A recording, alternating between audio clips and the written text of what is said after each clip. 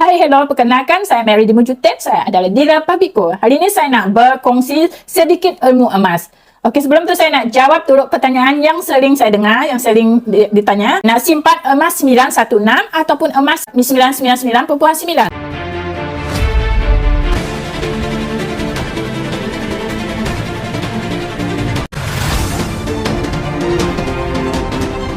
Okey, kalau tanya saya emas 99.9 dah yang terbaik. Sebab emas 916 saya tak beberapa beli sangat sebab saya tak minat pakai barang kemas.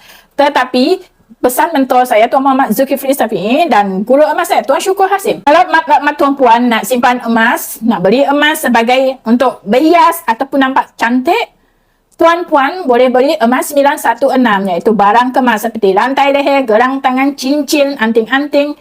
Itu adalah emas 916 atau barang kemas. Barang kemas ni mempunyai keturunan 91.6 dan punya campuran logam 8.4%.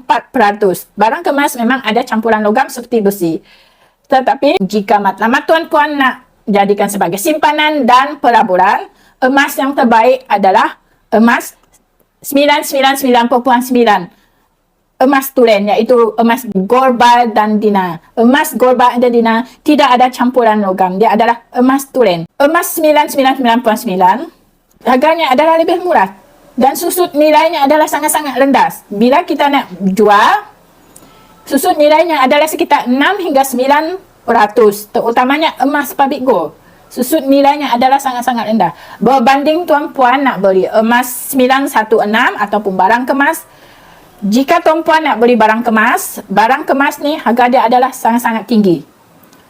Sebab kita perlu bayar kos upah juga. Kos upah ni bergantung kepada desain emas yang kita beli. Jika desain tu semakin rumit dibuat, semakin cantik desain, kos upah dia boleh tinggi lagi.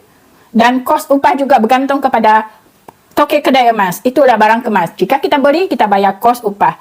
Tetapi jika kita nak trade in ataupun nak jual, kos upah tak akan dikira. Yang dikira hanya gram emas. Gram emas yang kita beli dan harga adalah ikut semasa harga kita jual. Itulah barang kemas. Susut nilainya boleh sekitar 20% sampai 40%. Susut nilainya adalah sangat-sangat tinggi dan susut nilainya bergantung kepada emas yang kita jual, barang kemas yang kita jual.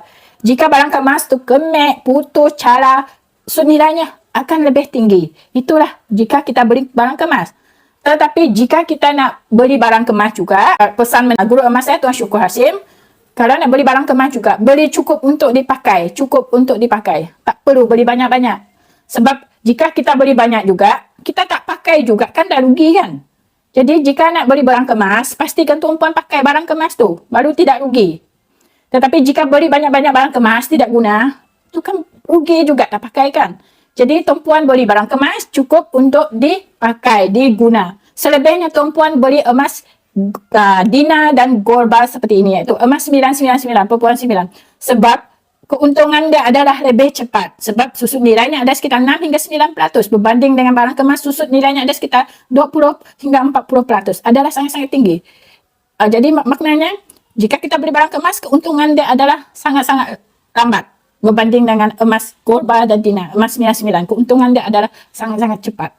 Jadi jika tuan-puan nak beli emas untuk berhias, tuan-puan boleh pilih emas 916 dan beli cukup untuk digunakan. Selebihnya beli emas gorbal dan dina, emas 999.9. Dan bagi yang lelaki juga, kalau lelaki tidak boleh pakai barang kemas kan, terutamanya yang muslim, tak boleh pakai barang kemas. Jadi emas yang terbaik adalah emas 999.9. Jadi jangan nak beli barang kemas. Tapi jika nak beli barang kemas untuk isteri, untuk anak nak guna, itu boleh beli. Tetapi jika tuan nak beli emas sebagai simpanan dan pelaburan, jangan beli barang kemas sebab rugi. Tuan tak pakai pun barang kemas tu. Jadi tuan boleh beli emas gorbal dan dina, iaitu emas 99.9 sebagai simpanan dan pelaburan tuan. Okey, bagi yang belum bermula menyimpan emas dengan public gold, tuan-puan boleh hubungi saya. Nanti saya akan bantu tuan-puan. Tuan-puan boleh dapatkan emas dina dan gorbal seperti ini dengan public gold. Dan tuan-puan juga boleh jual terus dengan public gold. Jika kita beli emas dengan public gold, kita boleh jual balik dengan public gold. Sebab urusan beli emas dengan public gold adalah secara online saja melalui website public gold dan apps public gold. Dan satu juga, tuan-puan boleh bermula serendah RM100 di akaun emas gap, di mana kita menabung emas sedikit demi sedikit, dah kumpul banyak gram emas, kita ada boleh keluarkan emas fizikal dari seperti ini dari akaun emas gap. Contohnya, ini adalah 5 dinar, beratnya 21.25 gram. Jika tuan-puan nak keluarkan emas 5 dinar ini dari akaun, tuan-puan perlu kumpul dah sekitar 23 gram emas. Jadi tuan-puan boleh keluarkan emas 5 dinar ini dari akaun emas gap. Nanti Pak Bigo akan post emas tuan-puan ke alamat rumah tuan-puan. Secara pos berinsuran, beli emas yang Pak Bigo sudah tentu akan dapat emas. Dan tuan-puan boleh simpan sendiri. Simpan selama mana tuan-puan nak. Sebab emas ni dalam jangka panjang, harga confirm akan meningkat. Bagi yang nak memulakan simpanan emas di akaun emas Gap Pak Bigo, tuan-puan boleh klik link saya di bahagian description. Nanti tuan-puan boleh hubungi saya terus. Nanti saya akan bantu tuan-puan sebaiknya. Saya akan bantu tuan-puan bagaimana nak daftar akaun, bagaimana nak buat pembelian emas, macam mana nak bermula menabung emas dengan Pak Bigo. Saya akan bantu tuan-puan sebaiknya.